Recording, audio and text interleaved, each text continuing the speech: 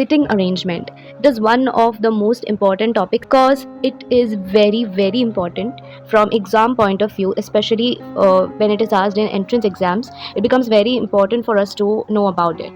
Tips regarding sitting arrangement: know all the directions. All the directions we will see in the upcoming slides. Second is know the difference between clockwise and anti-clockwise. Then count the people which was given in the question, how many people are there.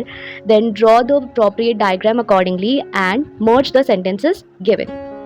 Now we will see how to solve questions related to sitting arrangement.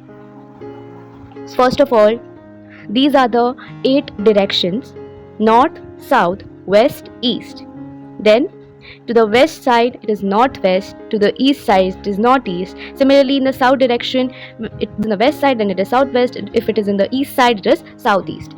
So these are the 8 directions you must remember thoroughly so that you can solve sitting arrangement questions. Now, also, what is the difference between clockwise and anti-clockwise? Clockwise means how the clock moves. You see 12, after that 1, 2, 3, 4, 5, 6. That is clockwise, how the clock moves. And anti-clockwise is just opposite to clockwise. So it is very simple once you make your concepts clear here. So these were the basics of sitting arrangement. Now let's see the first question. A, P, R, X, S and Z are sitting in a row. S and Z are in the center. A and P are at the ends. R is sitting to the left of A. Who is to the right of P? First, now they are sitting in a row. So here I have made a row, okay? And we are assuming that here they are sitting to the north, in the north direction. Okay, so north direction, if we see, our right side comes exactly on the right, same, exactly to the right, and left comes exactly to the left. But if we see in the south direction, it becomes totally different. In south, your right becomes left and your left becomes right. Now, when we will see the next questions, we will come to know, just know about it in more detail. But in this question, we are assuming that the students are, that these people, A, B, R, X, S and Z are sitting in a row and they are facing north. Okay, so the left will be their left side and right is the right side. Now in the question, S and Z are in the center. So we will keep S and Z in the center because it's clearly told here. A and P are at the ends. Now ends are given, P and A are at the ends, but it is not told clearly that which end, left end or right end. We will wait.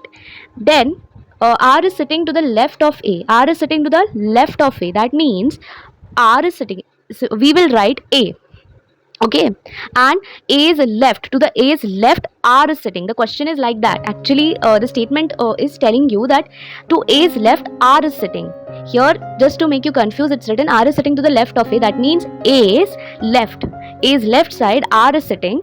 So now that A must be in the right side, because if it must have been in the left side, then actually A should be the end point, okay, end. But if A is in the left side, okay, A's left would be R, so it will be wrong then. So you have to assume that A is sitting to the right side, because if it is A is sitting to the right side, then to A's left R can sit. So A is being the end of one of the points, right? So here you have to understand logically what the question wants to state. Then who is to the right of P? Now P we will keep on the left side because we got one end point, that is A, which is on the right side. So we'll keep P on the left side because P is also one of the ends. And we got S and Z as the centers and remaining is X. So we will place X beside P. Okay, to the right of P we will keep X because P is the end point. Hence X is to the right of P. Moving to the next question. A, B, C, D and E are sitting on a bench.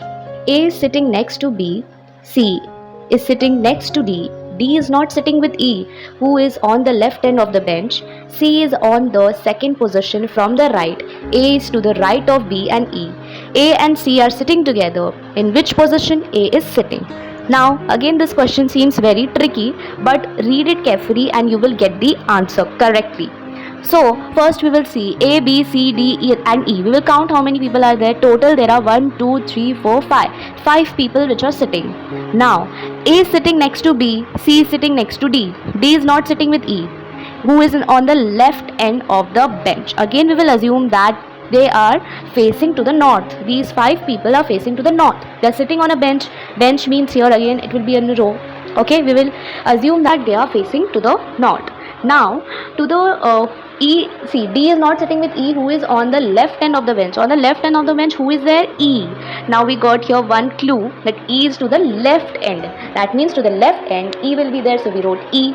Okay, then C is on the second position from right. On the second position of right means 1, 2. That is C is on the second position from right side. Okay, right hand side. A is to the right of B and E. E will be in the center, right? From B's right, A is there. So we got B also. Now A and C are sitting together. A and C, that means A is here and C will be placed here.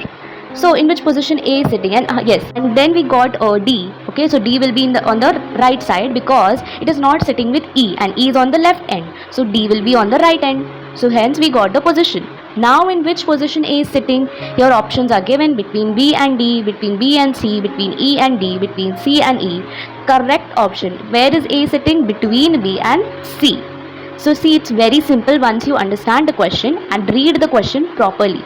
Also make the diagram so that you understand what the question is stating, and you can find out the connection between the questions and the statements given here. Next question. Again, this seems tricky, but once you understand, it's very easy. 6 friends are sitting in a circle facing inwards. Rishi, Preeti, Ashwini, Dipen, Sachin and Rupesh.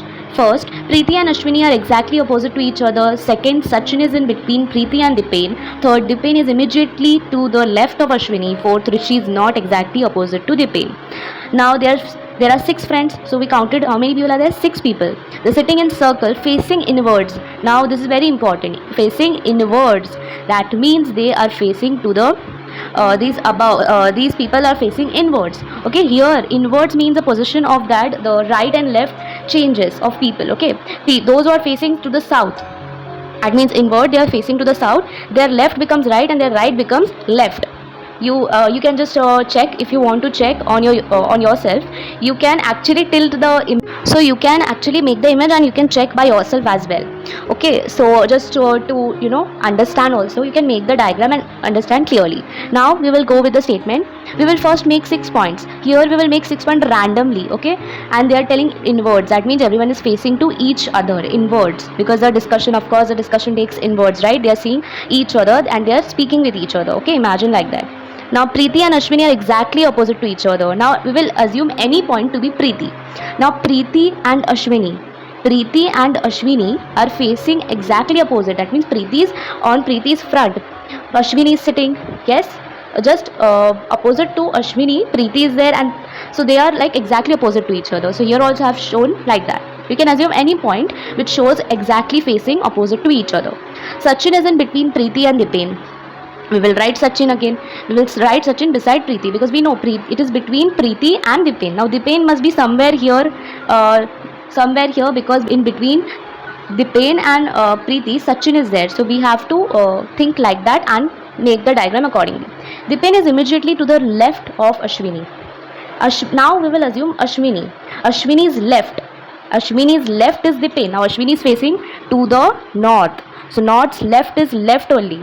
Our left only, and our right is right only. So here Ashwini's left, Dipen is sitting. So again we got Dipen, we got the confirmation that yes, we are correct here. Now Rishi is not exactly opposite to Dipen.